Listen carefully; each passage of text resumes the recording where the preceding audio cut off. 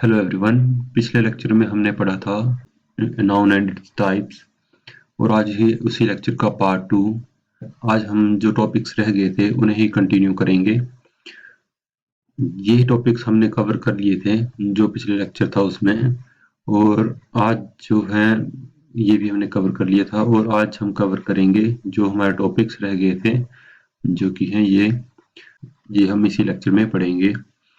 तो चलिए पढ़ते हैं। सबसे पहले हम पढ़ेंगे न्यूमरल एडजेक्टिव के बारे में। न्यूमरल का मतलब होता है कोई नंबर, जैसे 1 2 3 या सो ऑन, किसी तरह का 1 से लेके इन्फिनिटी। तो जब भी इस तरह का एडजेक्टिव हम किसी नाउन के पहले इस्तेमाल करते हैं, बिफोर एनी नाउन, तो उस नाउन को हम सिंगुलर की तरह यूज करते हैं।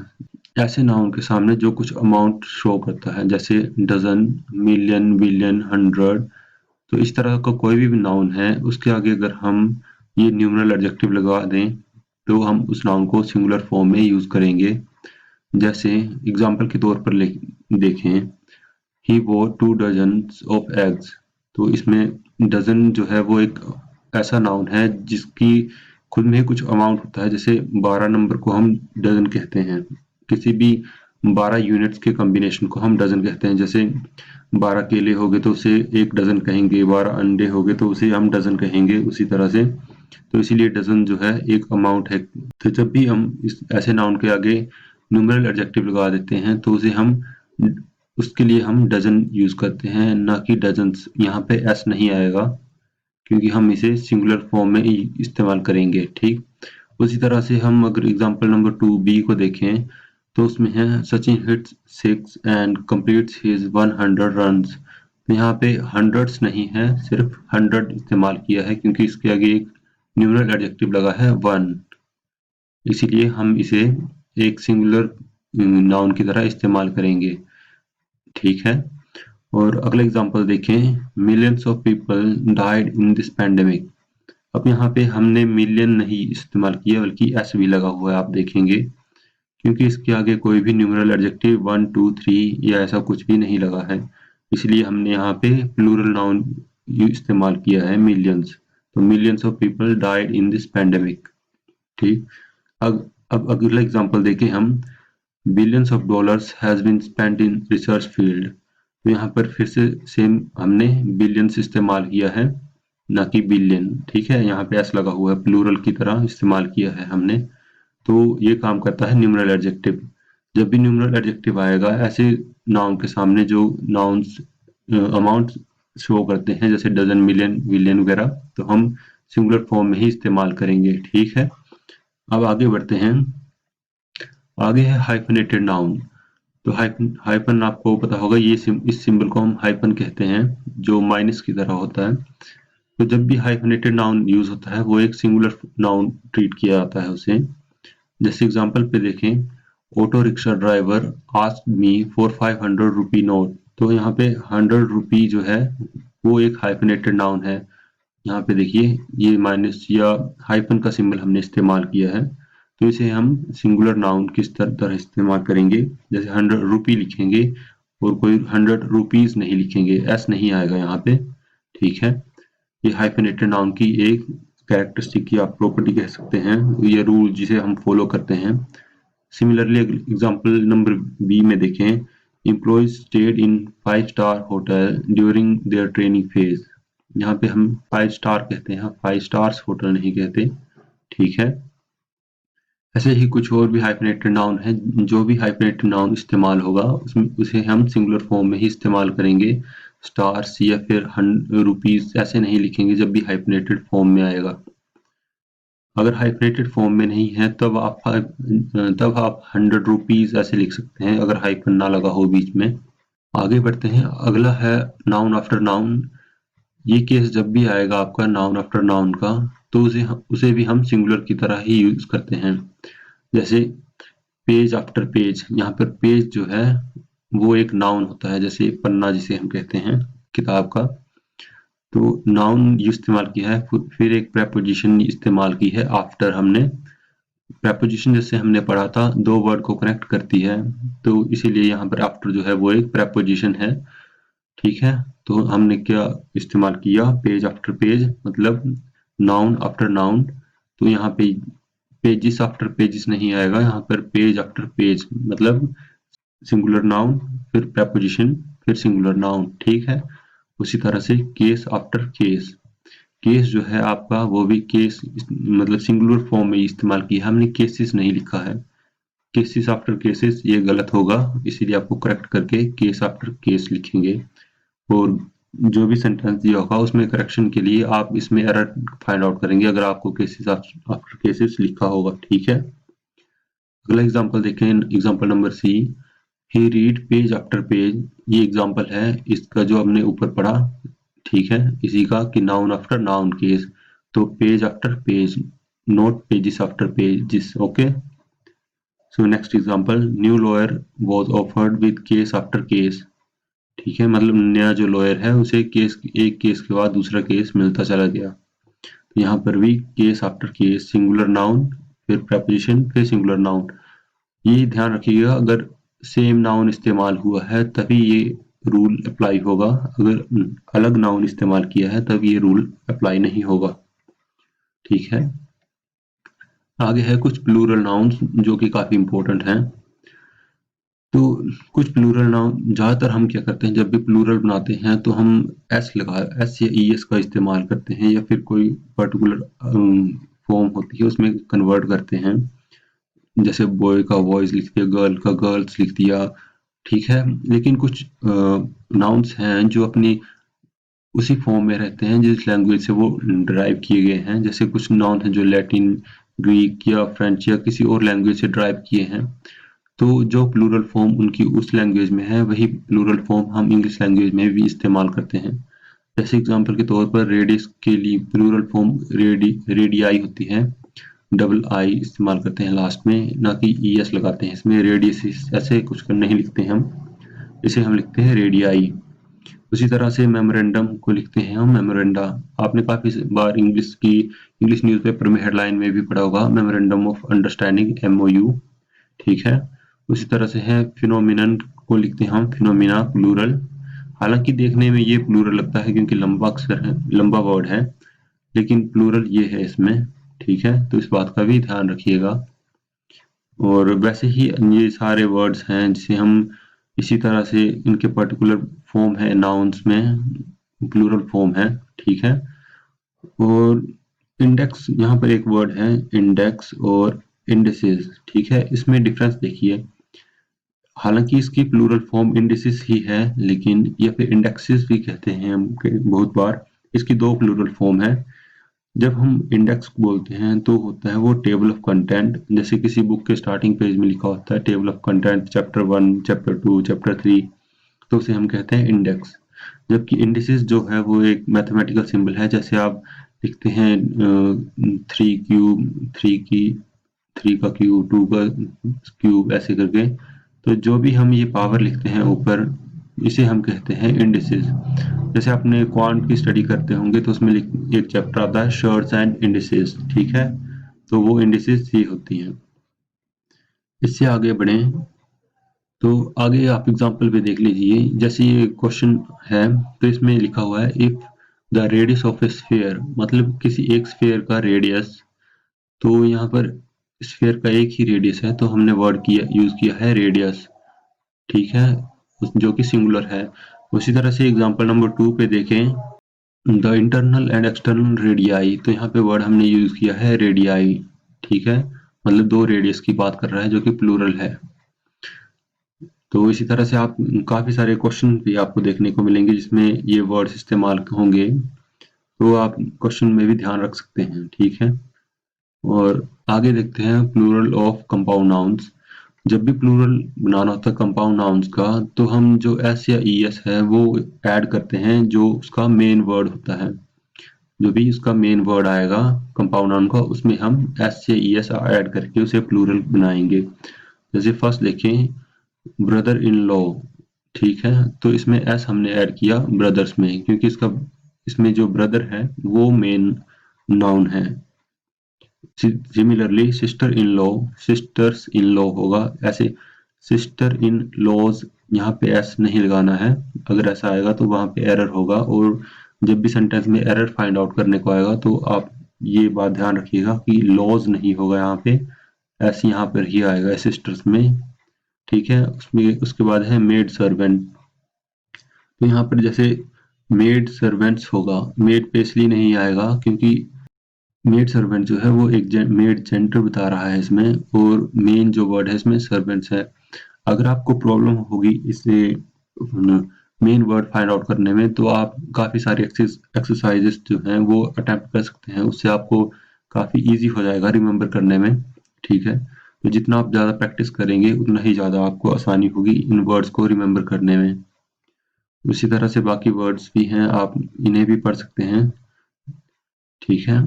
अब आगे बढ़ते हैं हम। आगे हम कुछ वर्ड्स पढ़ते हैं जिनके काफ़ी सारे प्लूरल फॉर्म होते हैं, उनका जो मतलब है वो भी अलग होता है। जैसे फर्स्ट वर्ड देखें हम, ब्रदर, तो इसका एक प्लूरल होता है ब्रदर्स और एक होता है, ठीक है, ब्रेथरन। तो जो फर्स्ट प्लूरल है इसका ब्रदर्स, तो उसका मतलब है भाई जिनके सेम पेरेंट्स हों, मतलब माता पिता सेम ही हों। जब हम ये वर्ड इस्तेमाल करते हैं ब्रेथरन, तो इसका मतलब होता है हम जब उन्हें कहते हैं जो हमारी सोसाइटी से या हमारे ही रिलीजन या हमारी कंट्री से बिलोंग करते हैं, तो उनके लिए हम ये प्लूरल फॉर्म यूज करते हैं, ठीक है। सेम सोसाइटी और कंट्री एटसेट्रा। अगला वर्ड है क्लॉथ। क्लॉथ जिसके दो प्लूरल हैं, क्लॉथ और क्लॉथ्स, ठीक है। जब क्लॉथ ये जो प्लूरल है हम इस्तेमाल करते हैं जो अलग अलग तरह के कपड़े होते हैं, और जो क्लोथ्स है ईएस वाला जो है प्लूरल, उसे हम इस्तेमाल करते हैं जो रेडीमेड कपड़े गारमेंट्स होते हैं जो स्टिच्ड होते हैं, ठीक है। तो ये दोनों अलग अलग वर्ड्स हैं। उसी तरह से हम डाई जो नाउन है, वर्ब नहीं नाउन, तो इसके जो दो प्लूरल हैं, एक है डाइज और एक है डाइस। तो डाइस हम इस्तेमाल करते हैं वो प्लूरल जो स्टैम्प होती है उसकी। आपने इस तरह के काफ़ी सारे स्टैम्प देखे होंगे जब भी आप कुछ अटेस्ट करवाएंगे या फिर कोई भी आपका सरकारी कागज है तो उसमें हम स्टैम्प इस्तेमाल करते हैं, तो उसके लिए इस तरह का कुछ इस्तेमाल करते हैं जिसे हम डाइस कहते हैं। डाइस इंडस्ट्रियल एप्लीकेशंस में भी इस्तेमाल करते हैं जहाँ पे कुछ मोल्ड करके कुछ स्ट्रक्चर बनवाना हो, ठीक है। तो उसी तरह से अगला नाउन है, अगले नाउन का प्लूरल है हमारा डाइस। तो ये जो हम लूडो गेम में इस्तेमाल करते हैं डाइस, उसे हम उसके लिए इस्तेमाल करते हैं, ठीक है। फिर अगला वर्ड है इंडेक्स। इंडेक्स जैसे कि हमने पहले पढ़ा, दो वर्ड्स हैं प्लूरल हैं इसके, एक इंडेक्सेस और एक इंडिसेस। इंडेक्सेस का मतलब है टेबल ऑफ कंटेंट किसी भी बुक में। इंडिसेस वर्ड है जो साइन यूज करते हैं हम अलजेब्रा में, जैसे ये जो है सिंबल, ठीक है, पाई आर स्क्वायर, जो भी स्क्वायर या क्यूब जो आपका लिखा होता है यहाँ पे, उसे हम इंडिसेस कहते हैं। सेकंड हम पढ़ेंगे एपोस्ट्रोफी एस के बारे में। जो एपोस्ट्रोफी एस होता है वो आपका शो करता है पोजेशन, मतलब अधिकार। जैसे हम कह दें नेहाज बुक या अमित्स बुक, तो मतलब वो हम बता रहे हैं कि जो बुक है वो अमित की है। उसी तरह से हम देखें यहाँ पर शेक्सपियर्स प्लेज, तो मतलब जो प्ले है वो हम बात कर रहे हैं शेक्सपियर्स के, ठीक है। तो पोजेशन बता रहा है the plays written by Shakespeare. उसी तरह से अगला एग्जांपल देखें, गवर्नर्स रूल, मतलब ये बता रहा है रूल किसका है, गवर्नर का, रूल ऑफ द गवर्नर। उसी तरह से अगला है अशोक्स हाउस, मतलब हाउस किसका है, अशोक का, मतलब अधिकार बता रहा है कि किसका अधिकार है उस घर पे, अशोक का। उसी तरह से Neha's book, book of Neha, मतलब नेहा की किताब। तो ये एक इसका एग्जाम्पल है एपोस्ट्रोफी एस का यूसेज किस तरह से करते हैं हम पोजेशन बताने के लिए, अधिकार बताने के लिए। फिर इसके कुछ रूल्स हैं, कहाँ पर एपोस्ट्रोफी एस इस्तेमाल होता है, कहाँ पर नहीं होता है, हम उसके बारे में पढ़ते हैं अब। तो पहला है कि इसे हम यूज नहीं करते उन नाउन्स के साथ जो खत्म होते हैं हिसिंग साउंड्स के साथ या फिर एस के साथ। जैसे हम लिखें बॉयज स्कूल, यहाँ पर बॉयज जो नाउन है वो एक प्लूरल इस्तेमाल किया गया है, तो ये हिशिंग साउंड के साथ खत्म हो रहा है बॉयज, ठीक है। तो हम एपोस्ट्रोफी लगा के फिर से एस नहीं लिखेंगे, सिर्फ एपोस्ट्रोफी ही लगाएंगे, ठीक है। तो boys school, school of boys, ठीक है। प्लूरल। उसी तरह से गर्ल्स स्कूल। और अगला देखिए हम फॉर गणेश सेक। ठीक है, तो गणेश जो है वो भी इस तरह की आवाज से खत्म हो रहा है, हिशिंग साउंड की आवाज से, तो इसके आगे हम एस नहीं लिखेंगे, सिर्फ अपोस्ट्रोफी ही आएगा यहाँ पे सिंबल। ठीक है, और कोई भी एस नहीं लिखेंगे। उसी तरह से है जस्टिस सेक, और अगला है फॉर गॉड सेक। अब गॉड जो है उसमें हिशिंग साउंड नहीं आ रही, गॉड है, डी की आवाज आ रही है एक तरह से, तो हम एस लगाएंगे इसके आगे। ठीक है, तो ये है इसके हिशिंग साउंड के एग्जाम्पल कि हिशिंग साउंड से जो नाउन खत्म होंगे उसके आगे अपोस्ट्रोफी एस नहीं आएगा, सिर्फ सिंबल आएगा उसका, एस नहीं लिखेंगे हम। अगला रूल है कि इसे हम इस्तेमाल नहीं करते हैं नॉन लिविंग थिंग्स के साथ। नॉन लिविंग थिंग्स होगी जैसे टेबल, बुक या सन, तो हम ऐसे नहीं, टेबल्स लेग्स ऐसे नहीं लिखेंगे, हम इसे दूसरी फॉर्म में लिखेंगे, जैसे legs of table, pages of book, sun's brightness को लिखेंगे हम ब्राइटनेस ऑफ सन। अगर आप नॉन लिविंग थिंग के साथ अपोस्ट्रोफी एस लगाकर लिखते हैं तो वो आपका गलत होगा, और क्योंकि उसकी राइट फॉर्म जो है लिखने की वो ये है।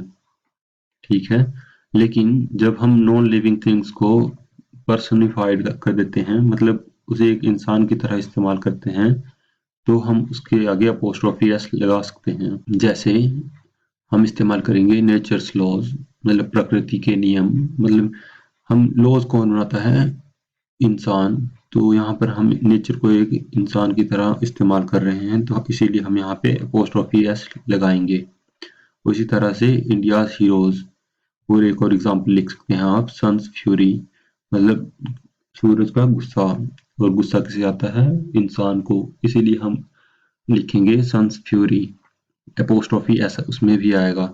और अगला रूल है, इसे हम उन नाउन्स के साथ भी इस्तेमाल करते हैं जो स्पेस, टाइम और वेट बताते हैं।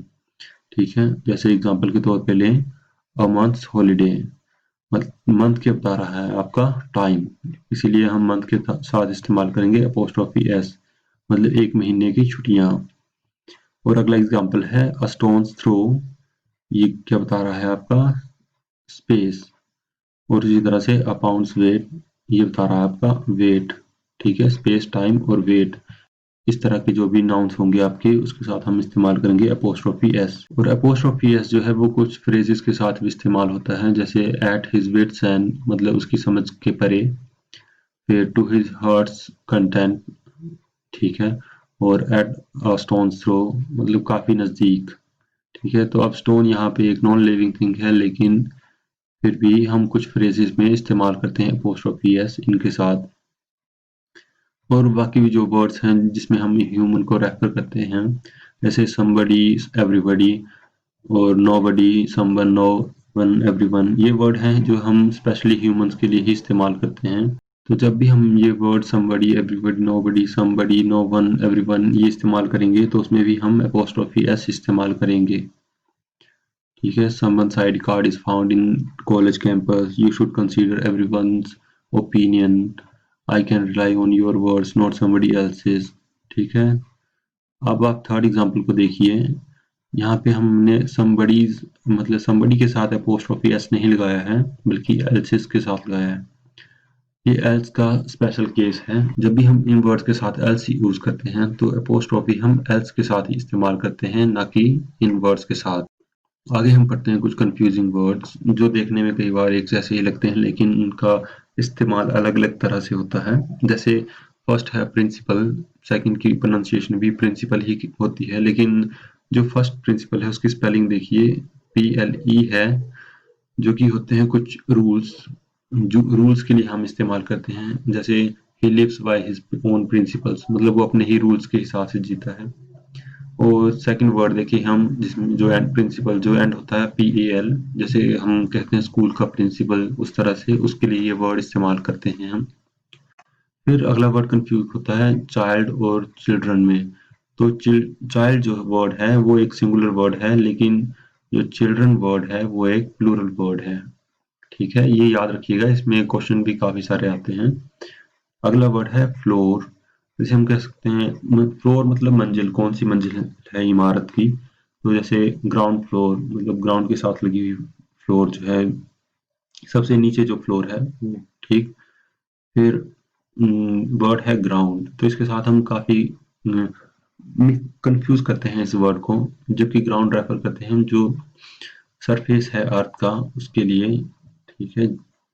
और अगला वर्ड है हमारा एनवी। एनवी हम उसके लिए इस्तेमाल करते हैं जब हमें ऐसी फीलिंग होती है कि जो उसके पास जो है वो मेरे पास होना चाहिए, मतलब उसकी संपत्ति मेरी होनी चाहिए, ठीक है। उसके लिए हम वर्ड करते हैं एनवी, और इसे हम कंफ्यूज करते हैं वर्ड जेलसी के साथ।